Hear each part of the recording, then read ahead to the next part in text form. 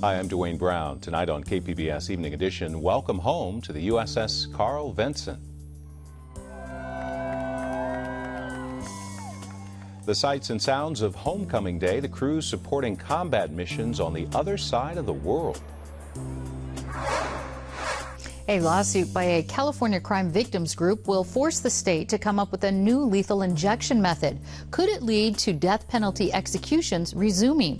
I'm Peggy Pico with analysis, and a new survey finds San Diego City Hall and more than 100 other city-owned buildings are in poor condition and in need of critical repairs. How much will it cost to fix, and who pays for it? Tumbling. The tightrope. Clowning. Backward roll. Ready for life under the big top, the next generation of entertainers playing around now in San Diego. KPBS Evening Edition starts right now.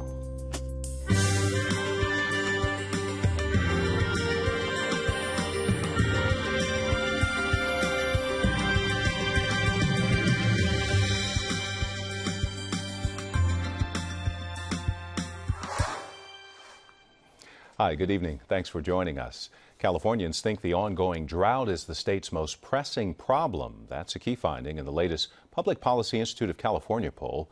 Joining us to talk about the survey is KPBS reporter Eric Anderson. Eric, has drought ever been the most serious issue confronting the state? Well, it may have been historically, but this is the first time that it's been on top of the concern list at the PPIC poll. Until now, the economy was widely considered the most serious issue facing the state, but that has flip-flopped as the economy improved and the drought got worse.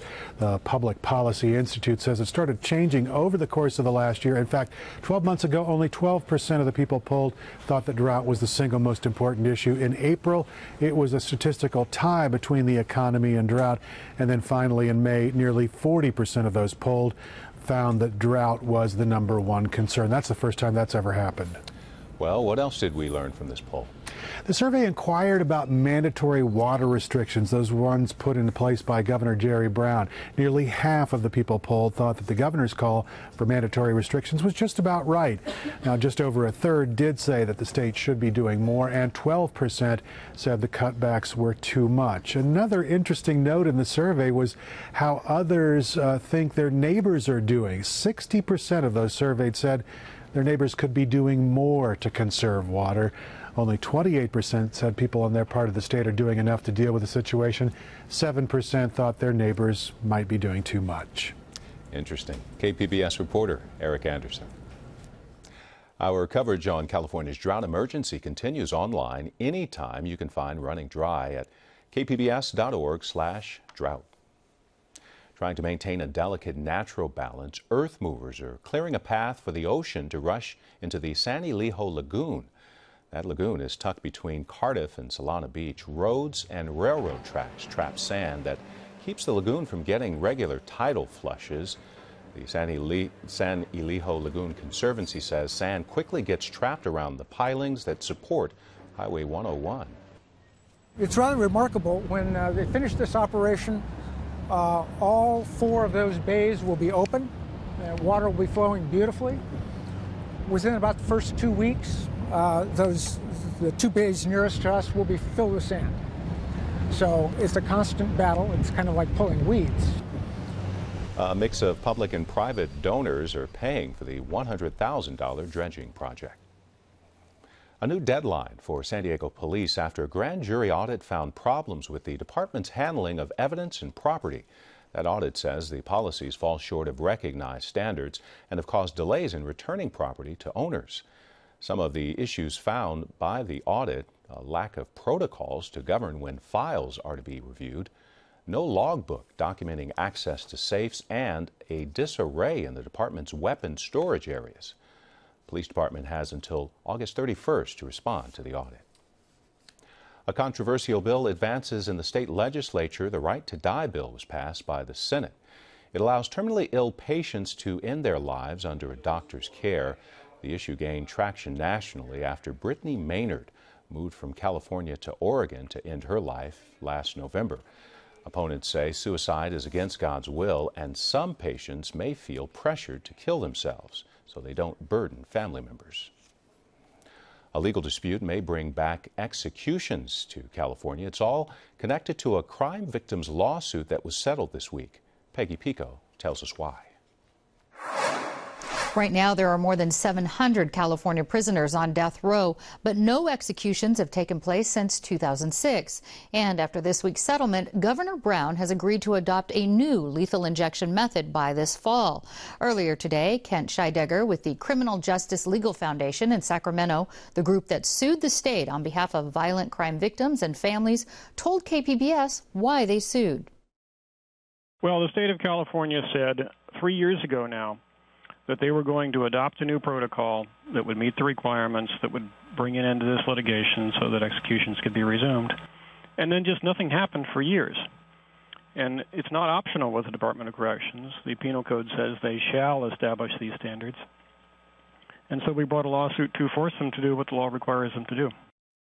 Now, joining me with what this could mean for state executions is my guest, Cal Western School of Law professor Alex Simpson, Associate Director also of the California Innocence Project. And Alex, does this settlement mean that executions are going to resume in California?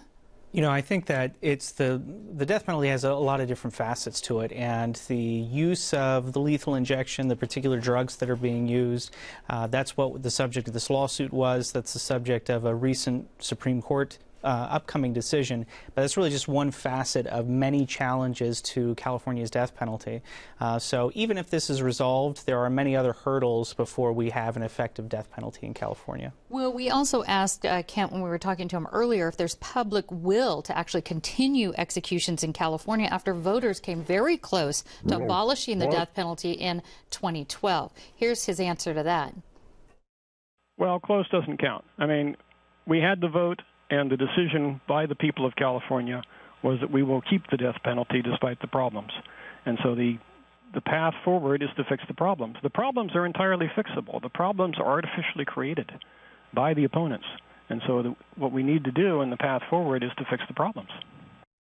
So Kent's identifying these problems. He's saying they're artificially created. Do you know what kind of problems he's talking about? You know, there are some severe problems. It's hard to hear that the proponent of the death penalty would say that, you know, these problems are easily solvable. In reality, what you're talking about is structural problems with how the death penalty is both applied and how the process is carried out.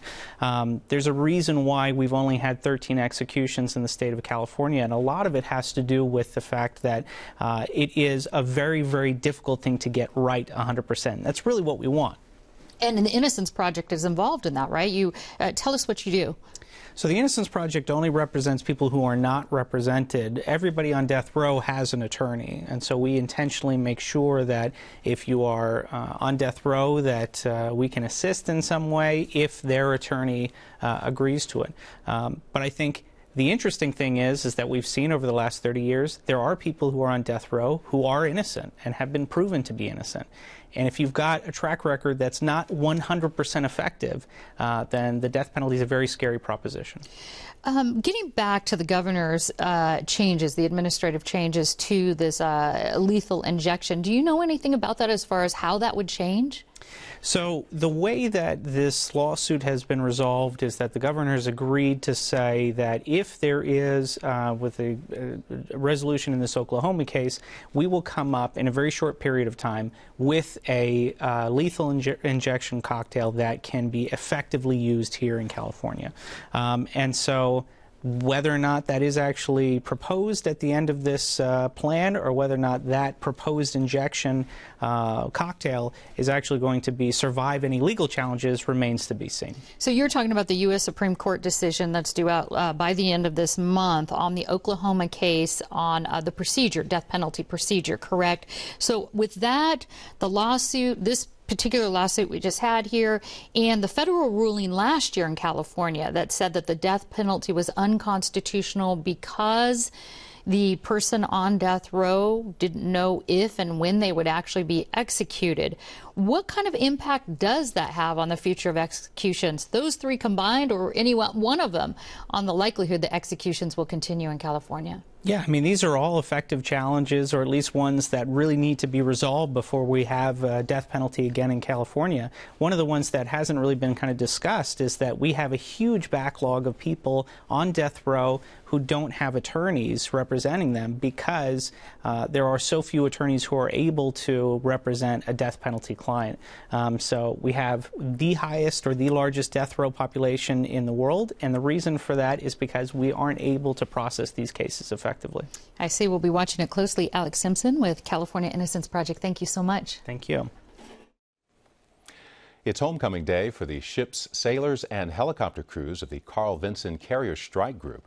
Family and friends welcome them back to San Diego today. USS Carl Vinson docked at North Island just in time for lunch. They finished a deployment lasting more than 9 months. The group helped support strikes on self-proclaimed Islamic State targets in the Middle East. Navy leaders say the aircraft aboard the Vinson conducted more than 2,300 combat missions. NFL owners are planning a special meeting in August for teams eyeing moves to Los Angeles. Of course, the Chargers and the Oakland Raiders are among them. They're proposing a joint stadium in Carson if the teams can't reach agreements for new facilities in their existing cities. And the Rams are moving ahead with the construction of a stadium in Inglewood. No decisions are expected at the meeting this summer. A lesson on 4 wheels in Linda Vista. Kids are ready to go shredding on a new skate park there. KPBS reporter Matt Bowler has the story behind a special gift for kids. I like going fast and doing tricks. 8-year-old Faith Marion loves to ride her skateboard. City Councilman Scott Sherman says soon she'll be able to at Linda Vista's new skate park. When we started this, the kids in the neighborhood came together, gathered over 1,800 signatures and brought them to our office and said, you know, we're really trying to get a skate park built. Getting a grant helped too. We ended up getting the entire $3 million, and we're going to be able to build a skate park you see here before you. The high-tech high 9th graders in Daryl McClendon's physics and engineering class were looking for a way to learn about altruism through physics. They found what they were looking for at the new skate park. We're trying to teach the kids about giving back, okay? And in our school, we do project-based learning, so everything is all about connections between projects. Want to teach kids about altruism in a physics class? Have them build, then give away skateboards. So it's really more real for the kids in terms of just looking up a problem and coming up with answers and stuff like that. So when the kids learn it in this way, they really do retain it. Marion is already showing off the graphics on her new board. And it has like a person on a table and they're about to operate him. New graphics on the new board that she'll soon be shredding at the new skate park. Matt Bowler, KPBS News.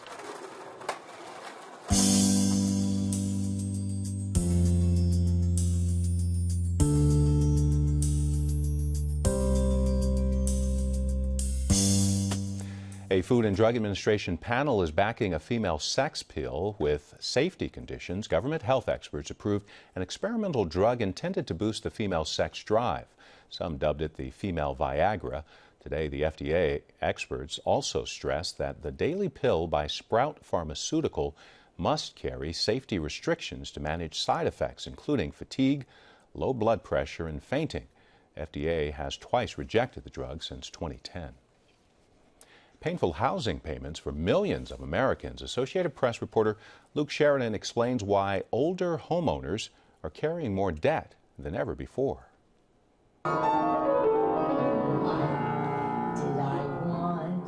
Sandra and Al Karp are well into their golden years, but retirement isn't on the radar. At 86, Al is sidelined by Alzheimer's. Playing live music as the Karp family is the only way they can bring in a few extra dollars. Social Security helps with the bills, but the mortgage goes unpaid. The Karps are among thousands of retirees struggling with mortgages years after most homeowners have paid them off. It's a rough situation to be in, you know. It's like you don't know what's going to happen. Experts say the recent housing bubble and the easy financing associated with it are part of the reason older Americans are carrying more debt than ever before. Many of them refinance, extending the term of their mortgage by 30 years. Often they may have had a small remaining mortgage, but now have extended it another 30 years. Ralph Cans and Martha Lowe should have been coasting towards their retirement, but they bought too much house at the wrong time, 2005, near the height of the housing boom. We originally didn't qualify for the loan that we got. You know, we trusted our mortgage broker, you know, to have our best interests at heart, and they let us down. That mortgage proved to be a ticking time bomb. An interest rate adjustment is just about to kick in. Their future is now more uncertain than ever. There's no stability in this current situation, and that's the biggest problem, which is what I think everybody wants in retirement, is to have stability and know what's coming down the road. As the Great Recession has shown, fortunes can quickly change. Staying in tune with your finances is more important than ever. Luke Sheridan, The Associated Press. Come and get it, baby. Attendance is shrinking at Seaworld. A new report from the Themed Entertainment Association shows Seaworld San Diego saw attendance drop by 12% last year. Industry experts blame the poor numbers on the backlash from the critical documentary Blackfish. The Magic Kingdom in Florida and Disneyland in Anaheim ranked at the top of the list for park attendance.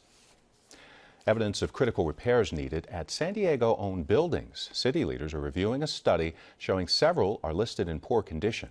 Peggy Pico tells us how much it's going to cost to fix and who will be stuck with the bill.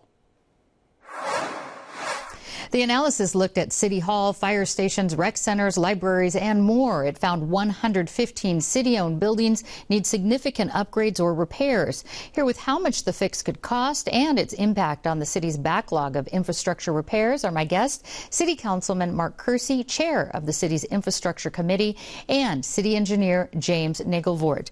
And Mark, what kind of repairs and infrastructure problems did this report find in city buildings?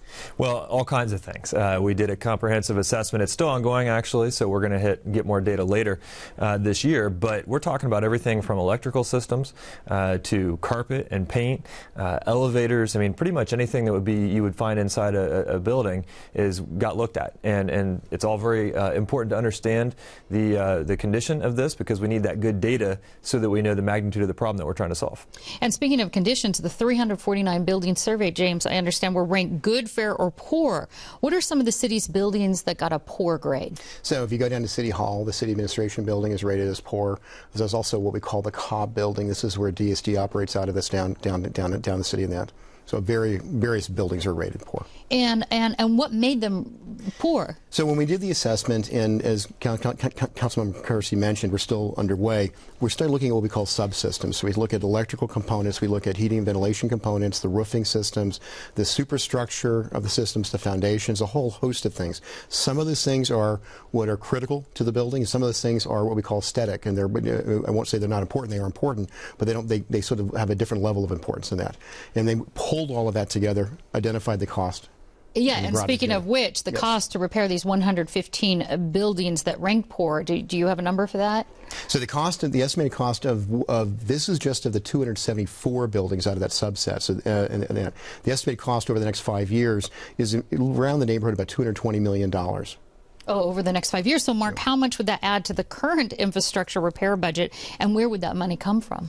Well, so that number is included in the $3.9 billion worth of repairs overall that need to be made in the city over the next 5 years, which is everything from streets and roads, sidewalks, fire stations, libraries, storm drains, all the various things that the city owns and maintains is within that $3.9 billion number. Now, the gap between what we have and what we need is about $1.7 billion, and that's the real trouble because we've got money that we're spending out of the general fund as tax revenues improve at the city with the economy. We've got money out of a deferred capital bond series that we've been working on for the last few years. So we've got some money, but it's essentially just a down payment. But some of that money to close that gap. Absolutely. From what we know. We were talking about that these buildings surveyed were about half of the city-owned buildings. Is there a plan to survey the other half? Yes, so that's ongoing, and we should have that data. That process should wrap up the end of this year, so we should get that in about 6 months. And that would change the cost point as well. Yeah, and you know, roughly in my mind, I think of it, it's probably going to double. I mean, we'll find out once the data comes in, but you know, it's not like the ones that were selected were particularly bad or particularly good. I mean, it was just kind of what was done already. And James, is there in your survey, is there a way that you said these buildings or these certain repairs should be they're critical enough to be repaired first, to prioritize? Correct. And so what we utilize a form is called FCI, Facility Condition Index. And so what we're doing is we're looking at the subcomponents and then dividing that by the total value of that building and that. And then what that does is it actually scores the buildings, and it identifies and then puts them in categories of poor, fair, and good. And logically, you then want to start targeting what you have labeled as being the poor buildings. Now, Mark, you've proposed an infrastructure repair initiative for the 2016 ballot. What would that ask voters to approve? Well, that's what we're working on right now, and what we're trying to determine is what is financially feasible and what is politically feasible. We're a little concerned that November ballot could be a little crowded with things coming down from Sacramento and some other things here in the county.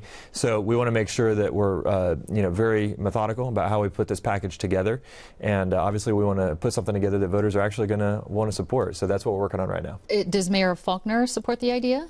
He's very open to discussing it, yeah, and since we're still formulating it, he hasn't taken a position yet, but obviously when the time comes, I'll hope we can get his support, but right now we're still in the planning stage of figuring out what makes sense. All right, City Councilman Mark Kersey and City Engineer James Nagelvoort, thank you so much. Thank you. Thank you.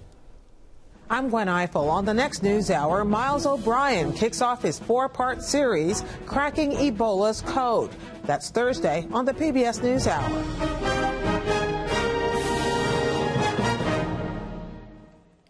Beverage bets and state pride are on the line for the NBA Finals. Tonight, the Cleveland Cavaliers take on the Golden State Warriors. Ohio Senator Rob Portman is wagering a 6-pack from Cleveland's Great Lakes Brewing Company. California Senator Dianne Feinstein has bottles of Chardonnay and Cabernet Sauvignon on the line. The best-of-7 series begins tonight in Oakland. After a 4-year hiatus, the Fern Street Circus is back. The program for kids launched its summer session this week. Brian Myers from our partner Media Arts Center visited one of their workshops in City Heights.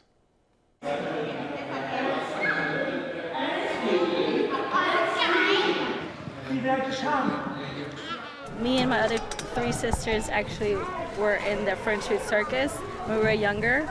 We actually performed in a couple of the shows. We had a lot of fun with it. We got good workouts. My niece is here, and my daughter and my other 2 nieces are going to start next week. This is my first time. Well, I'm kind of scared of falling. You gotta watch her, and she needs to go with you. They just need something, you know, after school. It's nice for them to come in, you know, do the gymnastics, make new friends. So many people kept coming up to me and talking to me about how much the circus mattered to them, and after a while I went, I think maybe we should bring it back.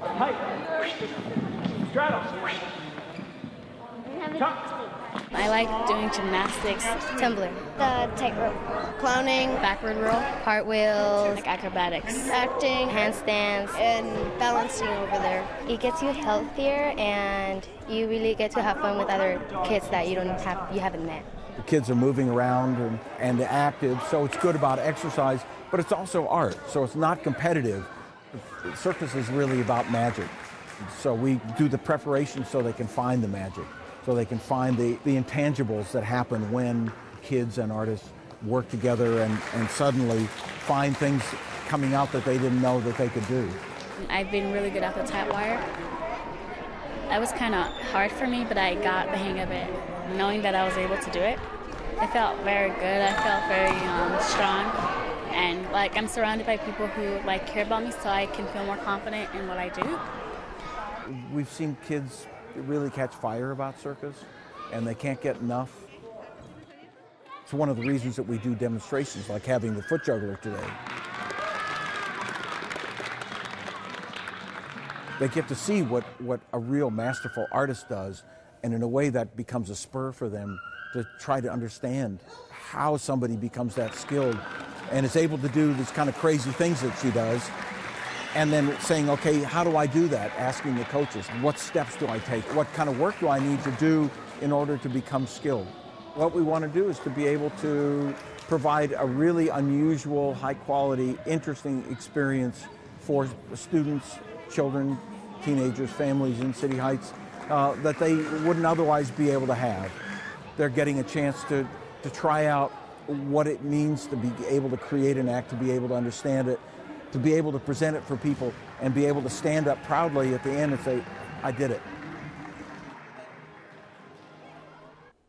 Keep an eye out for Fern Street Circus performances in September. The youth group will tour San Diego neighborhoods and join the La Jolla Playhouse's Without Walls Festival. Mixed bag in the weather department. Bring your umbrella tomorrow. It looks like some areas may be dealing with a little wetness over the weekend. Looking at 60s and 70s by the beaches, but look, by Sunday, a warm-up. That'll take us into the early part of the week. Showers also possible in the Inland Valley areas tomorrow, with temperatures in the 70s and warming up on Sunday into the 80s. More rain expected in the mountains tomorrow, then clearing over the weekend with 60s and 70s. And we're looking at a mix of sun and clouds for the desert. Temperatures there back into the 90s. Here's a look at what we're working on for tomorrow in the KPBS newsroom. Coming up on Morning Edition, a man who was a soldier and a journalist paints a picture of combat in Afghanistan. That's tomorrow on KPBS Radio. Of course, you can find tonight's stories on our website, kpbs.org/evening edition. Thanks for joining us. You have a great night.